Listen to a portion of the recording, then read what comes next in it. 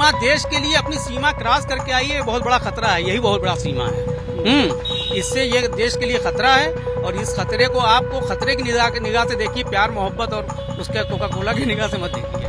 नहीं, love story ऐसी नहीं होती है। मतलब एक बिलीवेबल लव स्टोरी होती है जिसपे आदमी को विश्वास होता है, जो आदमी मान सकता है, लेकिन इसमें बहुत सारे क्वेश्चन मार्क लगे हुए हैं। वो आई है पाकिस्तान से, उसका कुछ बहुत बड़ा मकसद है जो समझ नहीं पा रहे हैं। जो जांच एजेंसियां हैं, जांच करने के बाद पता चलेगा कि उसमें क्या है, सच्चाई है। पाकिस्तान में 2 साल बच्चे को मानव बम बना दिया जाता है, हमारे यहाँ तो 5 मानव बम आए। पाकिस्तान से आई एक महिला के चर्चे इन दिनों हिंदुस्तान के गली गली में हो रहे हैं। सीमा हैदर क्या वाकई अपनी मोहब्बत को पाने के लिए हिंदुस्तान आई या फिर वो अंडर कवर एजेंट है? इसी बात की पड़ताल में जांच एजेंसियां जुट गई हैं। तो सवाल इसी बात का है कि क्या ये महिला कोई अंडर कवर एजेंट है या वाकई सचिन की प्यार की चाहत में यहाँ पर पहुंची थी? हमारे साथ बनारस की जनता भी है, हम उनसे भी जानने की कोशिश करते हैं।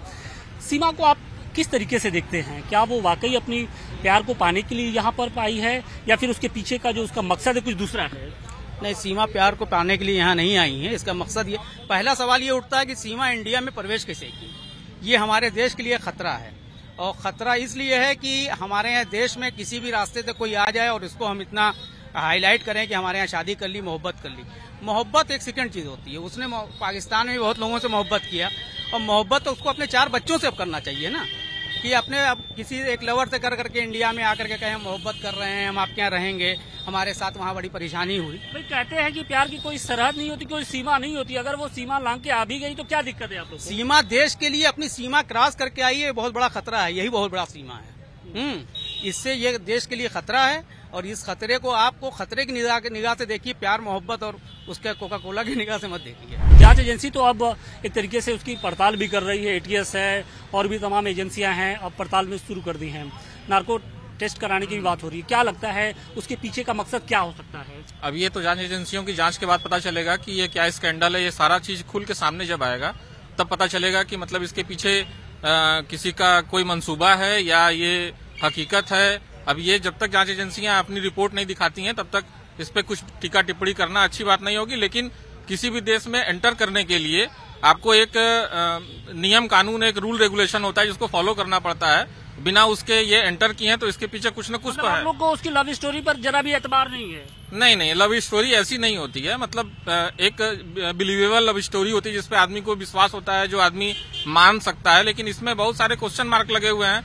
इसलिए जब तक जांच एजेंसियां अपनी जांच पूरी न करें, इसके ऊपर डायरेक्ट किसी क्लू पे पहुंचना बहुत अच्छी बात तो नहीं। इस पूरे प्रकरण को लीगली आप लोग किस तरीके से देखते हैं? देखिए, लीगली तौर पे तो हम लोग ये कहना चाहेंगे, जो सीमा हैदर हैं वो फर्स्टली तो वो खुद ही लीगली रूप से सही नहीं है, क्योंकि उन्होंने बहुत सारे टर्म्स को एंड कंडीशंस को ब्रीच किया है।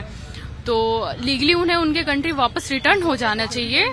और बाकी जो हमारे इंडिया गवर्नमेंट है वो क्या डिसाइड करती है, हम लोग को लगता है कि वो भी एक अच्छा डिसीजन देंगी ताकि हम लोगों के फेवर में हो, ना कि हमारे नेशनल सिक्योरिटी पे थ्रेट हो। स्टोरी कुछ भी नहीं है। वो आई है पाकिस्तान से, उसका कुछ बहुत बड़ा मकसद है जो समझ नहीं पा रहे हैं। जो जांच एजेंसियां हैं, जांच करने के बाद पता चलेगा कि उसमें क्या है, सच्चाई है।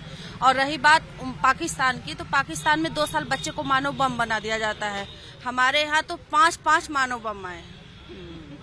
और नेपाल के रास्ते कैसे आए हैं, इलीगल तरीके से आए, ये चीज भी सही नहीं है। हो सकता है राजनीतिक भी कहा जा सकता है, या बाबा बागेश्वर टारगेट हो या योगी आदित्यनाथ टारगेट हो, क्योंकि 2024 में चुनाव आने वाला है। हो सकता है योगी जी को टारगेट करने के लिए वो आई हो। आने से आई, जब वो यहाँ पे आई तो सीधे हिंदुत्व में आ गई, हिंदू बनने लगी और फिर उसके बाद बाबा बागेश्वर से मिलने की इच्छा जता रही है। इसका मतलब खतरा है। हिंदू के प्रति प्रेम नहीं देखा है मैंने जिस हिसाब से होना चाहिए। यहाँ के लोग जो इंडिया की खाते हैं ना, मुस्लिम भी बुरखे में रहती हैं। बुरखे के लिए अभी कितना सारा प्रोटेस्ट हुआ था केरला में, वो तो प्रीवियस में हम लोगों ने देखा ही है। वो पाकिस्तान से आके हिंदू के लिए इतना प्रेम जगाएं, जो अपने हस्बैंड को छोड़ दीजिए, उनके 4 बच्चों का बाप है।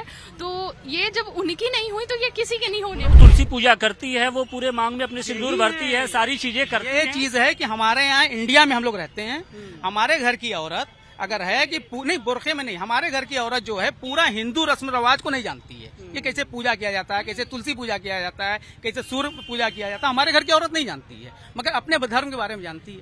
हमारी हिंदू बहनें अपने धर्म के बारे में पूरा जानती हैं, मगर मुस्लिम धर्म के बारे में कम जानती है। जबकि हम दोनों यहाँ पे इंडिया में साथ रहते हैं, एक साथ रहते हैं, और वो हमसे अच्छी हिंदी बोलती है। हम BHU के स्टूडेंट रहे हैं, हम हिंदी अच्छी नहीं बोल पाते, हम अपनी मुसलमान लैंग्वेज बोल पाते हैं। हम हिंदी अगर चाह करके भी नहीं बहुत अच्छी बोल पाते हैं, इसलिए कि हमारी जबान घर की उर्दू है, तो हम उर्दू बोलते हैं ज्यादा। ट्रेंड किया गया है, वो सब चीज में ट्रेंड है।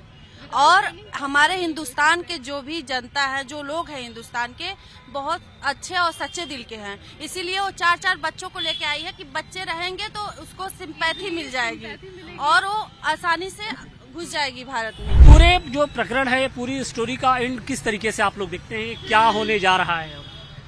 अब इसका एंड देखने के लिए हम लोगों को थोड़ा इंतजार करना पड़ेगा। और ऐसे मतलब अभी क्या ही कहा जाए, अभी तो जांच एजेंसियां चली रही हैं, देखिए। लेकिन मुझे नहीं लगता कि ये बहुत ही फेयर तरीके से ये सब सारी चीजें चल रही हैं। इसमें कुछ न कुछ तो है जो सामने आएगा।